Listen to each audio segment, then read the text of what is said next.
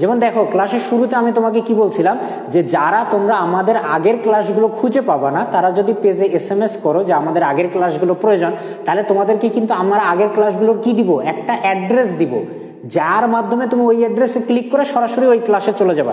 যেটা তুমি খুঁজেই পাচ্ছ না, কিন্তু আমি তোমাকে একটা অ্যাড্রেস দিচ্ছি, সেই অ্যাড্রেসে ক্লিক করে সরাসরি তুমি ক্লাসে চলে যাচ্ছ।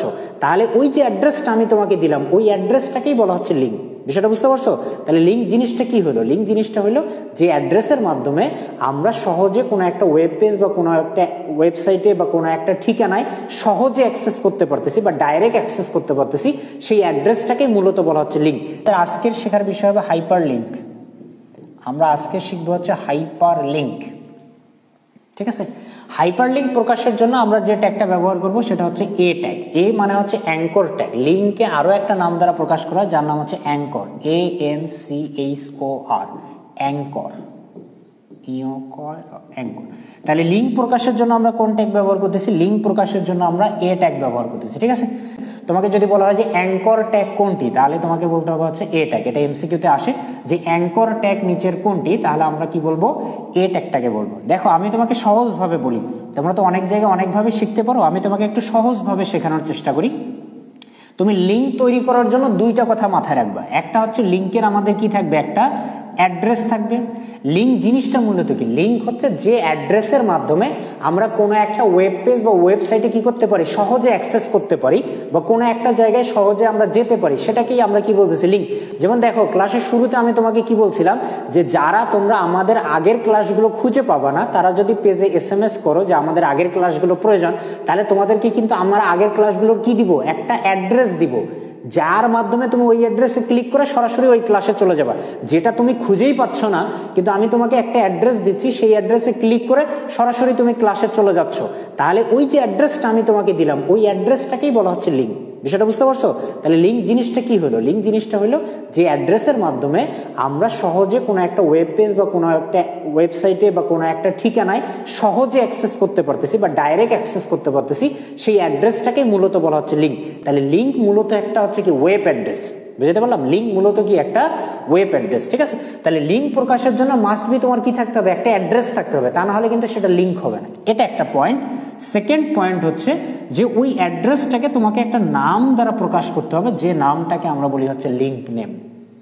তাহলে কয়টা পয়েন্টের কথা বললাম আমি? দুইটা পয়েন্টের কথা বললাম। একটা হচ্ছে আমাকে লিঙ্কের জন্য কি দিতে হবে, একটা অ্যাড্রেস দিতে হবে, যে অ্যাড্রেসে আমরা যাব বা যে অ্যাড্রেস আমাদের ওই লিঙ্কে প্রকাশ করবে।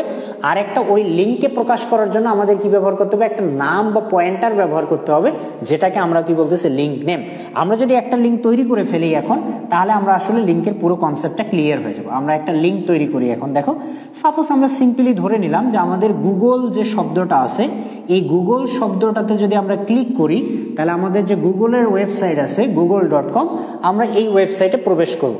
তাহলে একটা নামের সাথে আমাকে একটা অ্যাড্রেস যুক্ত করতে বলতেছে। এই কাজটা কার মাধ্যমে হবে? এই কাজটা অবশ্যই লিঙ্কের মাধ্যমে হবে। তার মানে এখানে আমাদেরকে একটা কি তৈরি করতে বলছে, লিঙ্ক তৈরি করতে বলছে। ভালোভাবে বুঝে, একটা বুঝলে তুমি সবগুলাই করে নিতে পারবে। তো যখনই তোমাকে কোনো কিছু লিঙ্ক আকারে প্রকাশ করতে বলবে, সেখানে তোমাকে কোন ট্যাগ ব্যবহার করতে হবে? এ ট্যাগ। কারণ লিঙ্ক প্রকাশের জন্য কোন ট্যাগ ব্যবহার করা? এ ট্যাগ।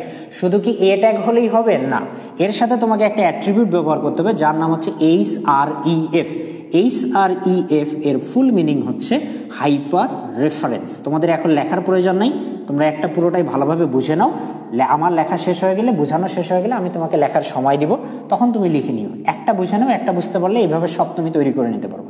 তাহলে দেখো এখানে আমি দুইটা বিষয় ব্যবহার করলাম। একটা হচ্ছে লিঙ্ক প্রকাশের জন্য আমি একটা ট্যাগ ব্যবহার করলাম যার নাম হচ্ছে এ ট্যাগ, আর লিঙ্কটাকে ডিফাইন করার জন্য বা নির্দিষ্ট করার জন্য আমরা একটা অ্যাট্রিবিউট নিলাম যার নাম হচ্ছে HREF।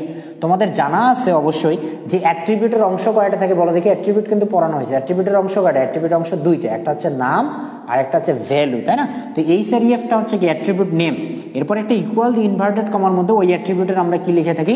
ভ্যালু লিখে থাকি। তো তুমি সবসময় মনে রাখবা যে HREF দিয়ে আমরা সেই বিষয়টাই লিখবো, আমাদের যে অ্যাড্রেসটা দেয়া থাকবে আমরা সেই অ্যাড্রেসটা লিখবো এখানে।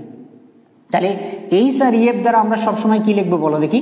এইচ আর ইএফ দ্বারা আমরা সবসময় এই অ্যাড্রেসটা লিখবো, অর্থাৎ যে অ্যাড্রেসটা দ্বারা আমাদের লিঙ্ক করতে বলবে সেই অ্যাড্রেসটা আমরা লিখবো কোন অ্যাট্রিবিউটের মাধ্যমে, এইচ আর ইএফ অ্যাট্রিবিউটের মাধ্যমে। তাহলে এইচ আর ইএফ এ আমাদের কোন অ্যাড্রেসটা লিখতে হবে, google.com। google.com কি বলো দেখি? google.com কিন্তু হচ্ছে একটা ওয়েবসাইট।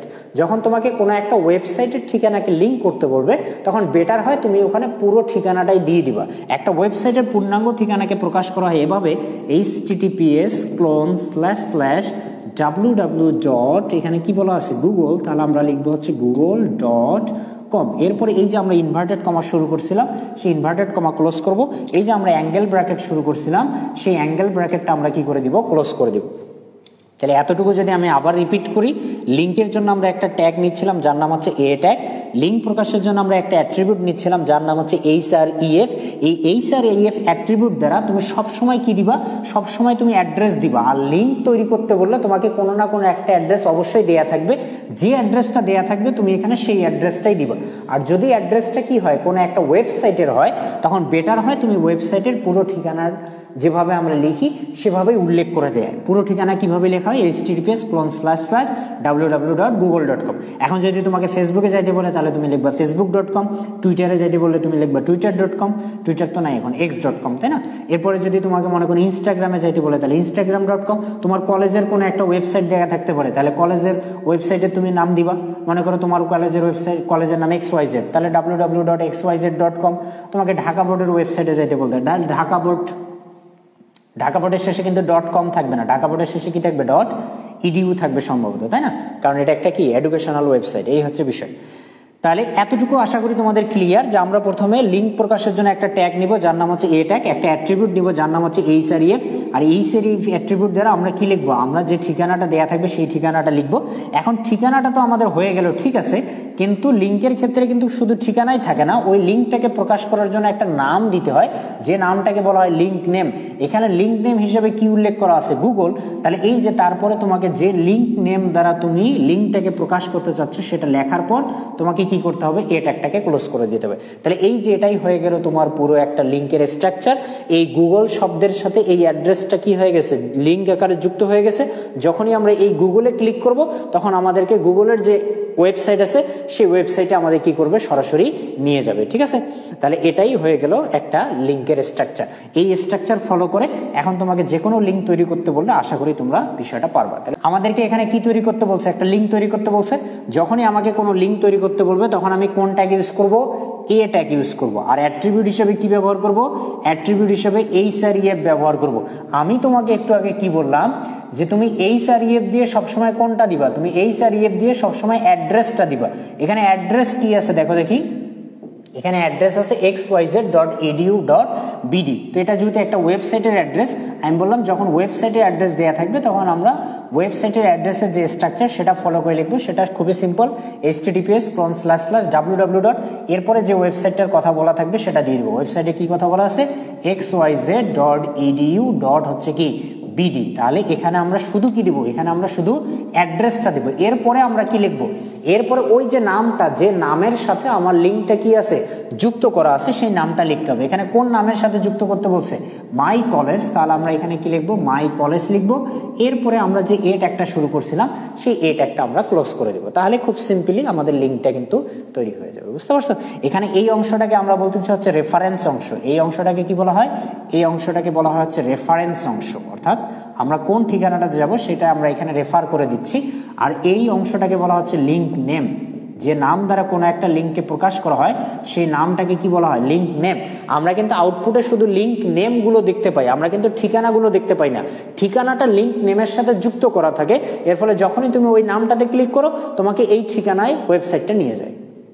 বুঝতে পারছি? তুমি কিন্তু কখনো এই ঠিকানাটা কোথাও দেখতে পারবা না, ঠিকানাটা হাইড করা থাকে। আমরা সবসময় কি দেখতে পাই, আমরা সবসময় লিঙ্ক নেম দেখতে পাই।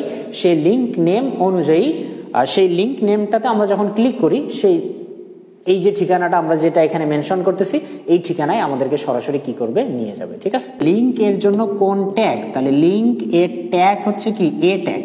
লিঙ্কের জন্য যদি বলে কোন ট্যাগ তাহলে আমরা বলবো এ ট্যাগ। আর যদি বলে লিঙ্কের জন্য কোন অ্যাট্রিবিউট তাহলে আমাদেরকে বলতে হবে H R EF. H R EF, এই দুইটার মধ্যে কনফিউশন করা যাবে না, এগুলো এমসিকিউতে আসে। তুমি বোর্ডের কোশ্চেন খুলে দেখিও, অহরহ বিভিন্ন বোর্ডে এই প্রশ্নগুলো আসছে। তাহলে লিঙ্কের ক্ষেত্রে এটা মনে রাখবো। একইভাবে ইমেজের ক্ষেত্রেও মনে রাখবো যে ইমেজের যদি ট্যাগের কথা বলে তাহলে সেক্ষেত্রে আমরা কোন ট্যাগ ব্যবহার করব, আইএমজি ট্যাগ ব্যবহার করব।